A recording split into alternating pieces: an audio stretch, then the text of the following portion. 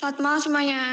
Perkenalkan kami dari kelompok 7 yang beranggotakan saya sendiri, Merin Cindy Margareta 67-2023-068 dengan rekan-rekan saya yaitu Yuan Hayadinata 67-2023 145 dengan Hexa Pandu Tunggal Dewa 67-2023 30 juga Laurentius Oma 67-2023 312. Pada kesempatan kali ini kami akan mempresentasikan sistem basis data dengan studi kasus Resik Laundry dengan submateri.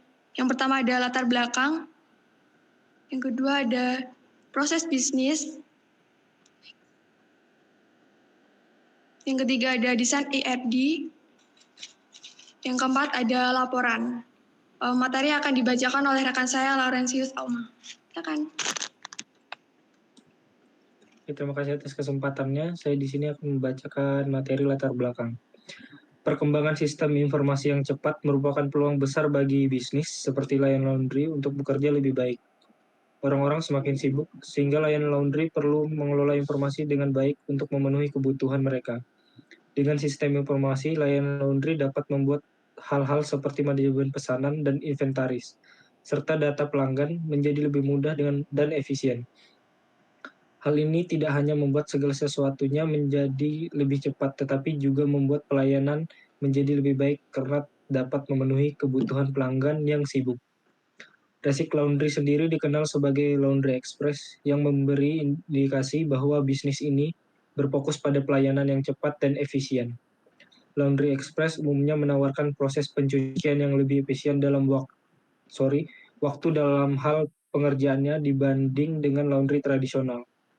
Resik Laundry memberikan fleksibilitas atau kesempatan kepada pelanggannya dengan memberikan dua opsi layanan, yaitu self-service dan full service. Layanan self-service memungkinkan pelanggan untuk mencuci pakaian mereka sendiri, sementara layanan full service menyediakan layanan lengkap dengan petugas laundry yang menangani keseluruhan proses pencucian. Untuk batasan jenis cucian, Resik Laundry tidak hanya berfokus pada satu jenis cucian, melainkan menawarkan banyak opsi layanan untuk berbagai jenis cucian. Ini mencakup pakaian, spray, dan bed cover.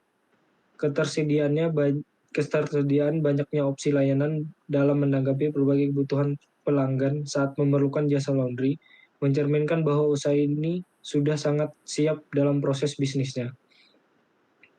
Pengaplikasian sistem penggajian menjadi kebutuhan mendesak bagi Resik Laundry sendiri, melihat keterbatasan dari sistem penggajian tunai saat ini. Sistem yang digunakan rentan terhadap kekeliruan dan kurangnya transparan. Hal ini dapat berdampak buruk pada hubungan dengan karyawan dan pengelola keuangan itu sendiri. Dengan memberikan pendekatan aplikasi pada pengelola penggajian, Resik Laundry dapat memasuki era efisiensi, akurai, dan transparansi yang sangat berdampak bagi pemilik maupun bagi karyawan. Hal ini tidak hanya mencakup kemudahan proses transaksi semata, namun juga memberikan gambaran jelas kepada karyawan tentang sistem gaji mereka. Dengan mengotomatiskan sistem penggajian, karyawan dapat menghindari ketidakpastian terkait pembayaran dan merasa lebih dihargai atas kontribusi jasa mereka. Secara keseluruhan, penerapan aplikasi penggajian bukan hanya kebutuhan formalitas, perkembangan teknologi semata, tetapi juga langkah strategis untuk bisnis ini meningkatkan efisiensi operasional, meningkatkan hubungan dengan karyawan, dan menciptakan lingkup kerja yang lebih positif di Resik Laundry. Berikutnya materi dibacakan rekan saya yaitu Hexa Pandu. Terima kasih. Baik, terima kasih Lauren Oma sudah membacakan materi sebelumnya. Untuk materi yang saat ini adalah proses bisnis akan saya bacakan. Berikut adalah flowchart dari proses pendaftaran pelanggan ke Resik Laundry. Pada registrasi dilakukan oleh karyawan dengan memasukkan dan data pelanggan ke aplikasi. Karyawan mendata pelanggan baru dengan menuliskan nama, alamat, nomor telepon pelanggan, kemudian menyimpan data tersebut ke dalam database aplikasi mereka. Proses ini selesai setelah karyawan menyimpan data diri pelanggan ke database. Yang berikutnya, flowchart pelanggan pemesan layanan di Resik Laundry. Program dimulai saat pelanggan datang dan menyebutkan nama kepada petugas. Kemudian petugas mencari data pelanggan pada database Jika data pelayanan tidak tersedia atau belum tercantum data sebelumnya, maka pelanggan diarahkan untuk melakukan registrasi oleh petugas. Jika data pelanggan tersedia, pelanggan menyerahkan barang yang akan dicuci. Petugas menimbang dan menghitung jumlah barang yang akan dicuci. Hasil timbangan dan jumlah barang otomatis disimpan dalam database untuk keperluan pembuatan nota. Pada proses selanjutnya, petugas menampilkan daftar layanan laundry yang tersedia dan pelanggan dapat memilih layanan yang diinginkan sesuai dengan kebutuhan. Petugas kemudian membuat nota yang berisi informasi pelanggan, layanan yang dipilih, dan biaya yang harus dibayar. Nota ini diberikan kepada pelanggan sebagai bukti pembayaran nantinya. Langkah selanjutnya, petugas kemudian menanyakan jenis pembayaran yang diinginkan oleh pelanggan. Jika pelanggan memilih metode pembayaran langsung, petugas menghitung kembalian. Jika pelanggan memilih pembayaran nanti, petugas mencatat jumlah uang yang harus dibayar. Petugas menulis informasi jenis pembayaran ke nota, karena informasi ini diperlukan untuk proses pengelolaan keuangan. Setelah dilakukan semuanya, tugas selanjutnya petugas mencetak nota. Proses laundry selesai. Lalu yang terakhir, proses pengerjaan hingga laundry diterima kembali ke pelanggan di resik laundry. Proses dimulai dengan menampilkan faktur pelanggan. Faktur ini berisi informasi tentang pesanan pelanggan, seperti jenis layanan, berat laundry, dan harga. Petugas kemudian mengerjakan layanan laundry sesuai faktur. Layanan laundry yang diberikan dapat berupa cuci, setrika, atau dapat keduanya. Setelah laundry selesai, petugas meletakkannya di rak. Pegawai kemudian menginformasikan pelanggan jika laundry telah selesai. Informasi ini dapat disampaikan melalui telepon WhatsApp atau media lainnya. Pelanggan kemudian datang ke laundry dan menunjukkan nota. Nota ini digunakan untuk memverifikasi pesanan pelanggan. Jika pelanggan belum melunasi pembayaran, maka petugas akan meminta pembayaran terlebih dahulu. Jika pelanggan sudah melunasi pembayaran, maka petugas akan mengubah status nota pelanggan menjadi selesai. Lalu yang terakhir, petugas menyerahkan laundry kepada pelanggan. Sekian materi dari saya. Materi yang selanjutnya akan saya serahkan kepada teman saya, yaitu Merin Cindy. Oke, materi saya lanjutkan. Di sini terdapat entitas pelanggan dengan nama atribut pelanggan ID, nama pelanggan, alamat, jenis kelamin, dan telepon pelanggan. Kemudian pelanggan ID sebagai primary key. Next. Kemudian ada entitas pegawai dengan nama atribut pegawai ID, nama pegawai, jabatan, username, password, atribut pegawai ID sebagai primary key. Next, ada entitas layanan, nama atribut layanan ID, nama layanan, harga layanan, lama pengerjaan, dengan layanan ID sebagai primary key. Next. Ada entitas promo dengan nama atribut promo ID, nama promo, harga promo, masa berlaku, dengan promo ID sebagai primary key. Next. Selanjutnya ada entitas detail layanan dengan nama atribut order ID, layanan ID, banyak layanan, harga total layanan, atribut order ID dan layanan ID sebagai foreign key. Next. Next ada entitas faktur dengan nama atribut order ID, tanggal pesan, estimasi selesai, harga jual, promo, total harga, dibayar, kurang, item, parfum, catatan, pelanggan ID, pegawai ID, dan promo ID. Order ID sebagai primary, kemudian pelanggan ID, pegawai ID, dan promo ID sebagai foreign key. Next. Selanjutnya ada entitas gaji dengan nama atribut gaji ID, banyak shift, gaji shift, total gaji, tanggal terima gaji, dan pegawai ID. Dengan gaji ID sebagai primary key dan pegawai ID sebagai foreign key. Next. Selanjutnya ada entitas shift, nama atribut gaji ID, pegawai ID, mulai shift, akhir shift, dengan gaji ID dan pegawai ID sebagai foreign key. Selanjutnya ada entitas pengambilan, atribut order ID, pegawai ID, pelanggan ID, tanggal pengambilan, atribut order ID, pegawai ID, dan pelanggan ID sebagai foreign key. Next. Kemudian pada sebab ERD juga membahas mengenai relasi antar entitas.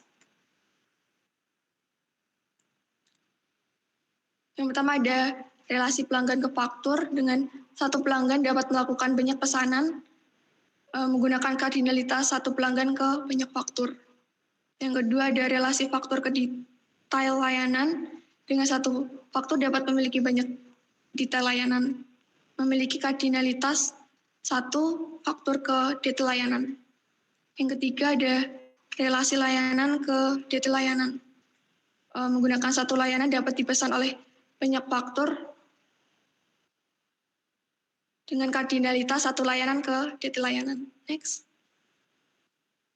Kemudian yang keempat ada relasi promo ke faktur. Satu promo dapat dimiliki oleh banyak faktur menggunakan kardinalitas satu promo ke banyak faktur. Yang kelima ada relasi pegawai ke faktur. Satu pegawai dapat menangani banyak faktur menggunakan kardinalitas satu pelanggan ke banyak faktur. Yang keenam ada relasi faktur ke pengembalian.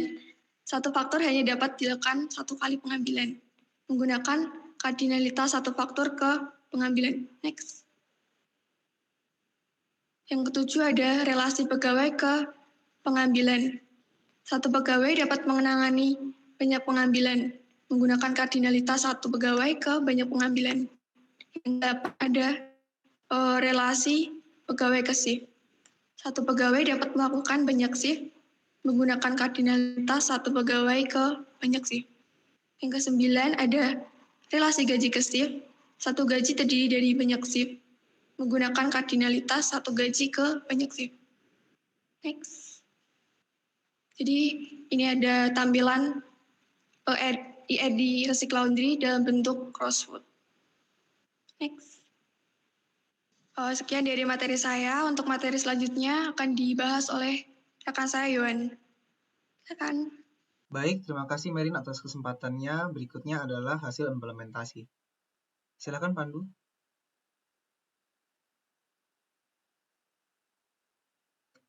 Berikut adalah hasil implementasi dari tabel detail layanan.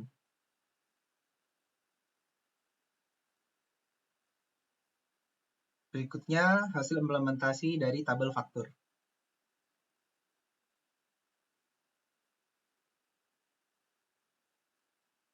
Berikutnya adalah hasil implementasi dari tabel gaji.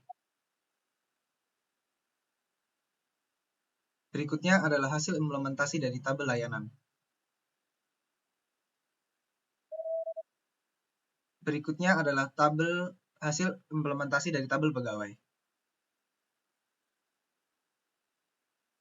Berikut adalah hasil implementasi dari tabel pelanggan.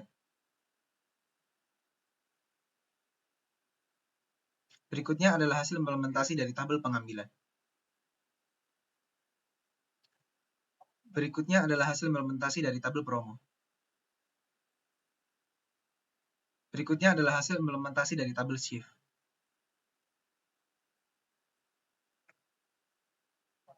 Ke materi berikutnya.